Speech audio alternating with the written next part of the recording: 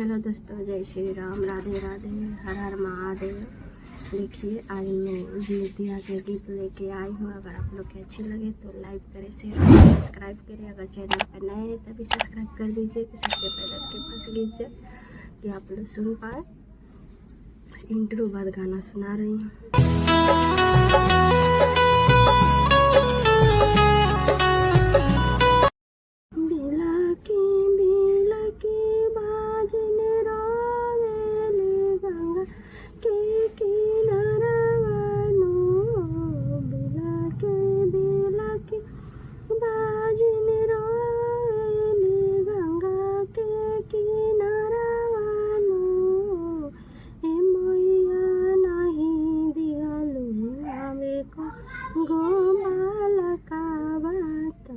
जीवती यहाँ बरता हम कैसे में बोकी ए गंगा मैया नहीं दिहलु एक गोबालका बाता जीवती यहाँ बरता हम कैसे में बोकी न हो केहू के दिलु मैया दोई चारा केहू के 10 5 केहू के दिलु मैया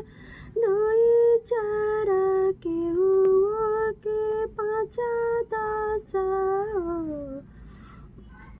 मैया देखिए के हारेला मन हमारो मैया देखिए के हारेला मन हमारो की बबुआ खेली ये हमारो मैया की बबुआ खेली है हमारो मैया भरा मन बारा करे कि हम करती जीवतिया बरतिया नो मन बारा करे कि हम करती जीवतिया बरतिया जीवतिया बरता हम भूखती नो मन बारा करे तीज जीवतिया बरता पूजन करी गंगा मैया मोरो बरत बारा मन करे जीवतिया बाबा पूजन करती हो मैया मोरो बारा मन करे कि जीवतिया हम करते पूजन हम करते हो एथान बचन सुनी गंगा मैया आई जैली आई एथान बचन सुनी गंगा मैया आई गैली पछेली आखिया के लड़ावानो बचन सुनी आएली पछेली आखिया के लड़ावानो ए हाथ जोड़ी माथवा पे हाथ फेरी दिहले अरे माथवा पे हाथ फेरी दिहले ताने सना रोया बेटी देरा धारो बेटी अरे ताने यो सना रोया बेटी देर धारे बेटी साबुरा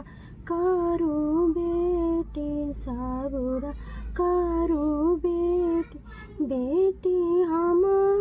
देहबा तोई के लाला ना जीवती या बरता करिया जीवती या बरता करिया जीवती बड़ी पावन लागे बड़ी भा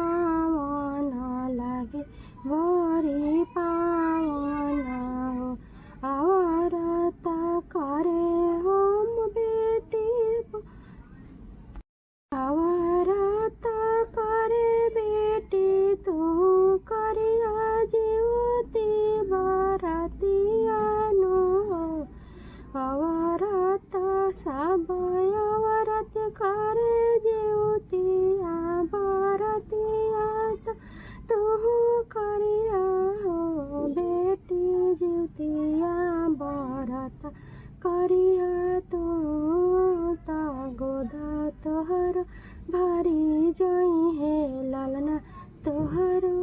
आई लालना तोहरो होई जाई है लालना तोहरो होई जाई है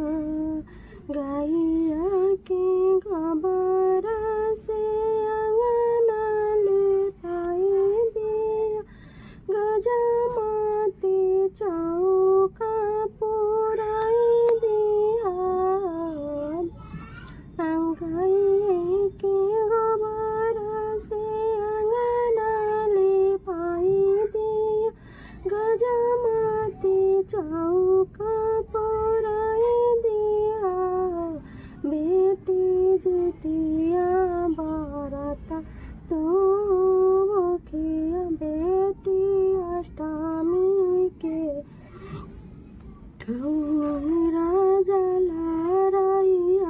जले उपास करिया जीवती बेटी अष्टमी व्रत मेरा जल उपास करिया गोती निज जीवतिया व्रत करिया गोती दे दिन संगे मिली के जीवतिया